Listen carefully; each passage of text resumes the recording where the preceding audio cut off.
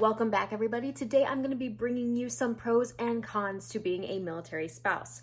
If you don't know already, I do live on Camp Pendleton in California, and I am in fact married to someone that is in the Marine Corps. So I have a little list right here, and I'm gonna just list off some pros and cons that you may want to be aware of before or even during your time as a military spouse. Let's get started. So my first pro that I have is that you get to travel. You have the possibility of PCSing. The station is going to change eventually. So for instance, we're at Camp Pendleton right now in California. However, if my husband re-enlists, then we could possibly see some other places around the country. And you also do have the chance, I believe, of being stationed like outside of mainland, so like in Hawaii or very rarely Japan. I've heard that they don't really put people in Japan. Just seeing different places that you've never been to before if you've never really traveled like that. I know for me, I always wanted to come to California, and had I not been married to my husband, not saying that this is why I got married to my husband, I might have never seen it, and I got to see it when I was 19. Another pro is that you have insurance. So I have health insurance. It's called TRICARE Select. And all my visits are basically covered as long as I go to a provider that the insurance okays. And all my son's visits are covered. My husband's are covered. I believe our dental is covered. We have yet to take advantage of that. And it's just so nice not having to pay a monthly fee for insurance. Given that, I will say this, TRICARE is a pain in the butt to deal with over the phone. I cannot stand it. There's just so much that can go into it. And I know sometimes there's some discrepancies and whatever. But aside from that, it's really nice not having to pay for health insurance. Another pro to being a military spouse is that you get schooling benefits. So right now I'm attending Martinsburg College. It is online accredited college. My friend actually helped me get into college after being out for about 3 years. So I'm doing a program right now with medical administration. If you want, I could talk about that in another video to explain how it all kind of works, but it's really great. It covered up to $4,000 and the program is $3,900 something. So it's perfect. It's just a certificate. There are so many programs and websites out there that will help military spouses get back into college and further their education. So it's really helpful, and I've been really enjoying it so far. Another pro that I like being a military spouse for is that so there's, I don't even know what his official name is, but we'll call him Mark. He sends out these emails to everyone in my husband's unit, basically informing them on what is going on with the unit, when their training is going to be, if they're going to be going away for a while, what their leave block is, what certain liberty periods they're going to have, if there's any holiday parties, any meetings that they want spouses to be aware of, deployment stuff, things like that. So I think that's really helpful because sometimes I'll know about certain things that my husband doesn't know about until I tell him. Even though we're both getting the emails, I see it first, and I'm like, hey, did you know this was going on? And he'll be like, no, I didn't. What the heck? But it's really nice. You're also informed on if any giveaways are going on, or like I was saying, holiday events for Easter or something like that. So that's really nice too, just to kind of so you're not by yourself all the time. Another pro that I absolutely love is that you get tax-free benefits. Reap those tax-free benefits as long as you are on base. It is amazing. So what I mean by that is, at the commissary, if something is $3.99, you are going to pay exactly $3.99. You will not have to pay that extra $1 or $2 in taxes.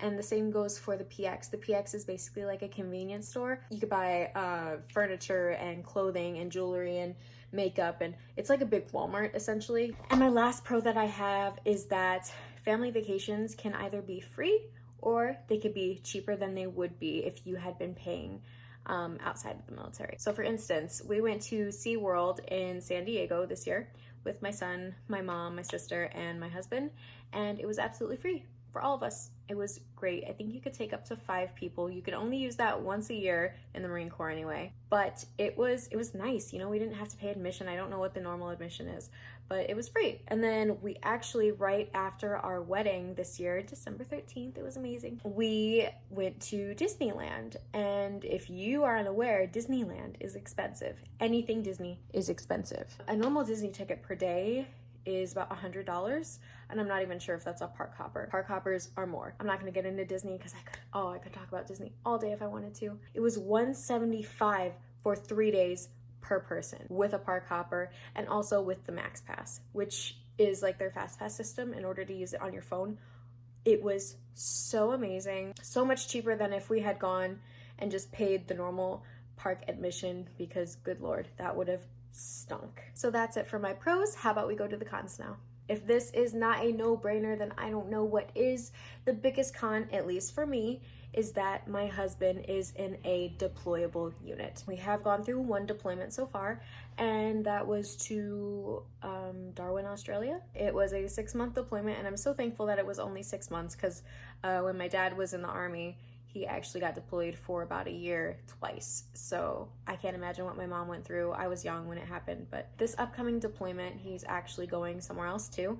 And it's gonna be a 6 to 7 month deployment. Obviously with deployment, there comes a lot of loneliness, a lot of missing your partner. Some people, unfortunately, there's infidelity. Deployment causes a lot of strain on a relationship, and it really does weed out those who are strong enough to withstand it. My second con is that you could possibly be away from your extended family for a long period of time. There are times where my husband has what's called McCree's, or goes to things called ITX, or maybe it's just duty. You just gotta be mentally strong enough to know that you're gonna be okay. It's going to stink not having your significant other there, but you both will make it through. Another con to being a military spouse is that you kind of get the title that you only got married for the money. I'm not gonna lie to you, so many couples out here have done that.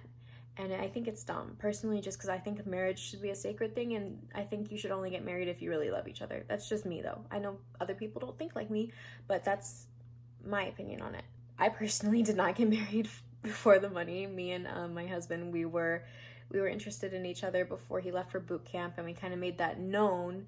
We wrote letters to each other all throughout boot camp. If you guys want, I can make a video on this too, my experience with just being long distance. We got married because we loved each other, so that's it. But yeah, there is that stereotype out here, and not gonna lie, some people fulfill that stereotype. So, and to jump on to that, my next con is that there's a lot of immature spouses out here as well. I'm in this wife group for my area, and let me tell you, there's so much drama that goes on that Facebook page. It is ridiculous. It's part of the reason why I didn't really want to make friends here anymore. Basic respect, and people don't have that.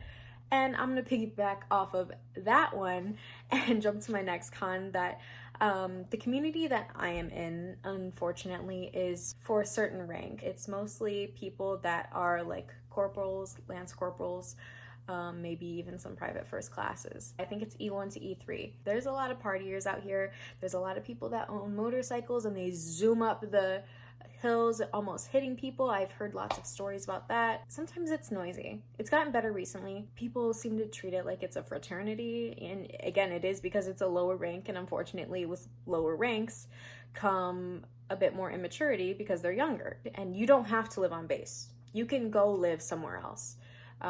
You can live off base and then collect your BAH. And my last con for you guys is that depending on where you're stationed, and depending on what housing there is, we have Lincoln Military.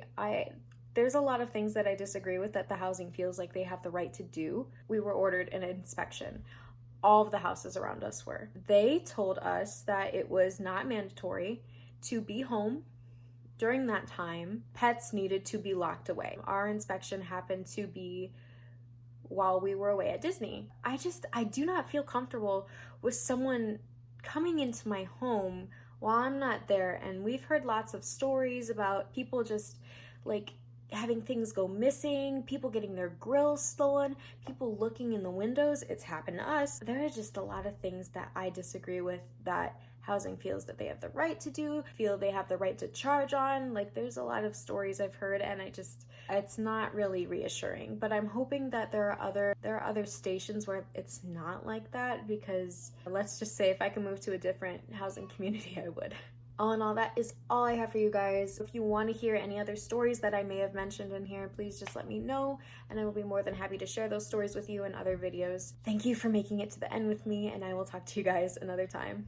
Bye.